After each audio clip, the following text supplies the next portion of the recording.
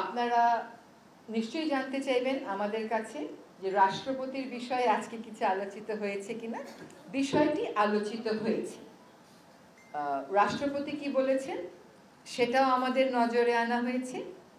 রাষ্ট্রপতির পদত্যাগের দাবিতে যে একটা আন্দোলন হচ্ছে, তার পদত্যাগের যে একটা দাবি উঠেছে সেটাও বিবেচিত হচ্ছে।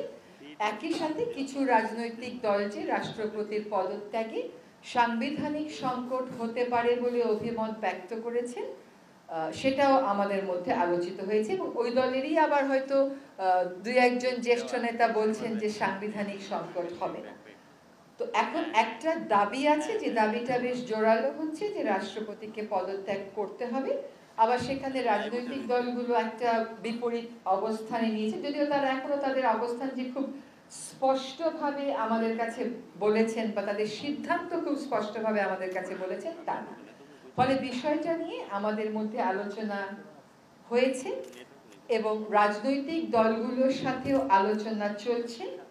রাজনৈতিক দলগুলোর সাথে ঐক্যমতের ভিত্তিতেই এক্ষেত্রে একটা সিদ্ধান্তে আমরা পৌঁছাতে পারবো বলে আশা করি। যেহেতু একটি দাবি আছে, দাবিটা ক্রমান্বয়ে জোরালো হচ্ছে এবং এটা এক ধরনের গণদাবি, সেহেতু রাজনৈতিক দলগুলোকেই এই বিষয়ে তাদের অবস্থান এবং সিদ্ধান্ত স্পষ্ট করতে হবে। এই ছিল আমাদের আজকের ক্যাবিনেটে তালিকাভুক্ত এবং তালিকা বাইরে আলোচনা।